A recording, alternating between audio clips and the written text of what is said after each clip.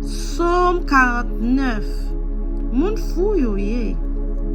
Pour chef Samba yo, c'est un somme petit Corée yo. Nous tout, écoutez ça bien. L'ouvrir oreilles nous-mêmes, qui vivons tout partout sur la terre. Grand ou petit, riche ou pauvre. Moi pral ban nous bon conseil. Ça qui nan kem. C'est bagay qui gen sens. M'a l'ouvrir oreilles moi pour m'tendre parabole là. Moi pral expliquer ban nous en temps m'a jouer musique. Pour qui ça pour m'taper les jours malheur arrivé. Les moun qui pa vle wèm yo senem tout partout. Ak mauvais l'idée dans tête yo. Moun qui mette confiance yo nan bien la terre. Moun ka fait grandiser pour richesse yo genyen. Pa gen youn la-dan yo qui ka bay 5 kob pour délivrer frère yo. Ni qui ka payer bon Dieu pour le délivrer yo. Yo ta met paré pour yo ta bay un pile l'argent pour sauver la vie pa yo. Ça pa jam rive fait.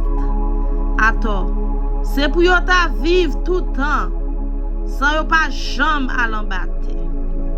Mais nous ouais moun qui gen bon comprendre yo mouri. Yo disparaître même gens ak moun sort ensemble ak moun égaré yo. Yo quitté toute richesse yo pour l'autre monde. C'est dans cimetière yo pral bout. C'est dans tombe yo pral rete. Même si yo gen gros habitation qui pote non yo, yo moun te met grand nèg cool grand nèg li gen pour mourir. Li tan kou zanimo yap mené l'abattoir. C'est comme ça yap fini. Moun qui mette confiance yo nan propre tête yo, c'est ça qui gen pour rive moun kap koute parole yo tout. Tan kou yo mette mouton nan pak, c'est comme ça yap mette yo côté moyo ye ya. Yo pral tout droit dans cimetière. C'est la mort qui pral prend soin yo. Belle couyo belle, yap tourné poussière. C'est côté moyo ye ya yap prêté. Mais bon Dieu a délivré moi. La pouette en bas pour voir la mort. Ou pas besoin paix les ouais, yon moun a vin pi riche. Les ouais, la mette richesse pile sous pile la kaili. L'elle mouri, li pas pote rien aller avec lui. La quitte toute richesse li yo derrière. Li te met content, Jean t'a vivre là. Yo te met à faire l'orange.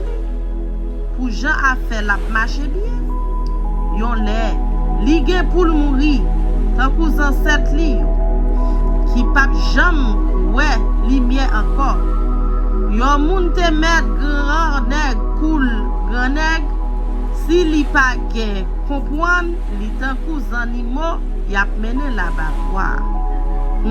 Ça c'est parole bon Dieu qu'a régner sur la vie nous et qu'a fait nous comprendre plus bien qui gens pour nous servir bon Dieu. Parole bon Dieu. Ça c'est parole bon Dieu qui a tout pouvoir. Ça c'est parole li qu'a prêté éternel.